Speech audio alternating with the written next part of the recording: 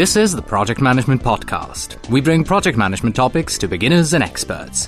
Find us on the web at www.thepmpodcast.com or send your emails to pmpodcast@gmail.com. Hello and welcome to episode number 84. I am Cornelius Fichtner. This is the Project Management Podcast for the 22nd of December 2007. Nice to have you with us. Throughout my career, I have always managed small and medium-sized projects. I enjoy them because they are fast-paced and I get to work on many things throughout a year. One of my projects that I'm currently managing is showing signs of trouble. It's a, of course, small, offshore software development project, and unfortunately the quality of the code that we're getting back from our development team is not good. Because it is a small project that is in trouble, there are one or two things that you need to do differently in order to rescue this project and bring it back on track than you would do on a large, troubled project. And today, I want to tell you about the 3 steps that I took in order to begin turning things around. To open the program, I have a listener question for you. The question comes to us from Nick Ramirez, who is a web developer in Seattle, Washington, and he writes, "Hello Cornelius. I have been an on and off listener to the Project Management Podcast for a little over a year now and enjoy the show very much. I am not a project manager, but rather a systems administrator and web developer who oftentimes finds himself buried in the myriad of details and micro software projects can entail. On my immediate team, we have a link strategist, 2 copywriters, a client-facing account manager, and myself. Together, we execute a barrage of micro-projects, generally in the form of smaller websites. One area where I know productivity has suffered in the past is our inability to effectively manage a process that is both nimble enough to adjust to the responsiveness of clients by allowing us to prioritize tasks on the fly and communicating to others in the group which tasks have been performed. It seems we lack project flow, as everyone is always working on something different. We have tried and are currently using Sugar CRM, but it is too comprehensive to manage this style of project. Outlook has some features that are desirable, but it lacks accountability and reliability. Everything else we can find seems to be better suited for large-scale, multi-month projects. Our projects typically take from 1 day to 3 weeks, from brainstorming to completion. Would you please ask your listeners if they know of a project management software for managing such micro software projects? Thanks in advance, Nick."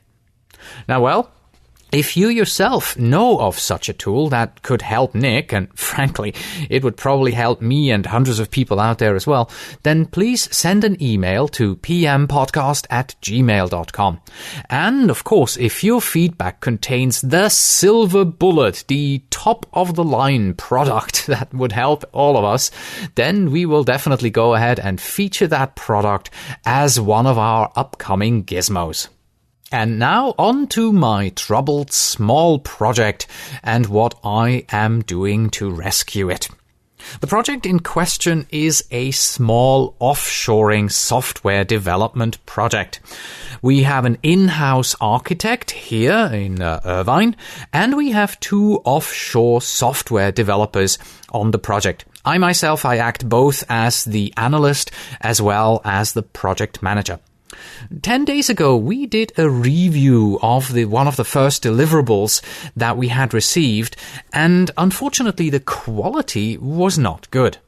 I escalated this problem to my manager, and together we decided to call a meeting with the customer relationship manager of our vendor. So for the last few days or so, I have been intensely focusing on, again, how to save a troubled project. And what I want to talk to you about today is how I prepared for this meeting with the customer relationship manager, the tool that I used, and a very counterintuitive decision that I made. Let's start out at the beginning, the realization that something was wrong. Have you ever been on a project where you saw glaring issues, but nobody acknowledges them? And because of them, these problems, they get dragged on and on and on and on and on and on for months?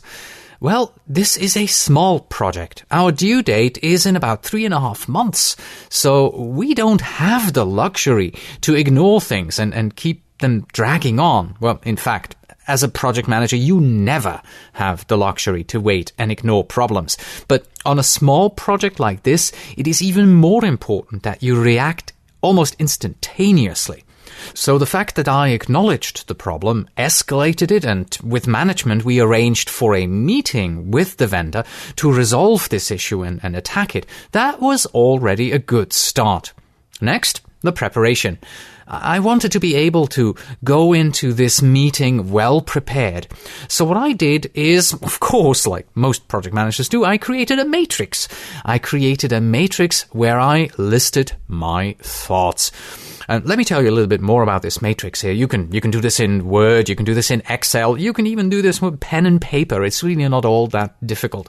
It is a matrix that consists of 6 columns. And of course, in column 1, you would list the problem or the symptom that you are seeing. And then the next 2 columns, they are for the cause. And I use 2 columns because I want to be as objective as possible. I'm putting in internal causes and external causes. In my particular case here, the internal cause is the symptom may have been caused by something that we do internally here on our end, or it may be something that the software developers do externally at their end. If it's the other way around for you, let's say you are the vendor, then in your case, internal would be yourself and external would, for instance, be the customer and something that the customer does that is causing this symptom to pop up. Next, the 4th column would be the expected impact. So what would happen if you don't address this symptom, if you don't get rid of it? And the last 2 columns 5 and 6, they're really for the responses.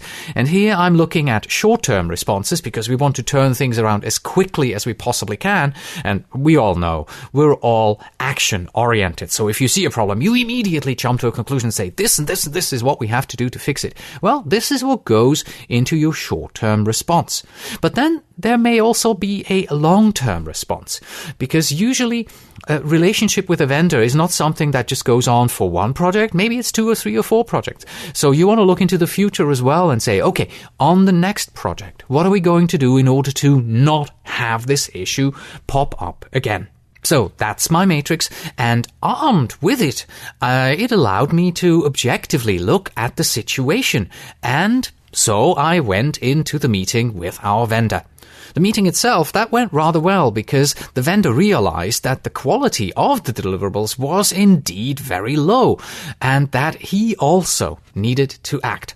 We decided to improve their review of the code before delivery and just increase the time that is spent on the code review. And he also offered to add an offshore project manager to this project. Now, this is when I made probably something that sounds like a counterintuitive decision, because I cancelled our team's conference calls. Yes, I actually said I'm no longer going to have conference calls with the teams. And here's why. For the last 4 weeks, we had about 2 calls a week where we discussed the team's questions. During these meetings with the vendor, it became clear to me that these calls, they just didn't help the offshore team in their understanding of our requirements. So we agreed that instead of bringing the whole team onto the call, we would communicate through the project manager, who would then communicate with the offshore team. From my own experience, I know that this approach can work. I was once on the other side of such a relationship, and I was once the project manager of the vendor. And I can tell you, our customer called anyone and everyone at any given time of the day. And it was just impossible to manage the relationship because communication was so all over the place. But once I had agreed with the customer that I was going to be the single point of contact for their vendor, I was able to improve our work. And that is what I expect from this new project manager on the offshore team as well.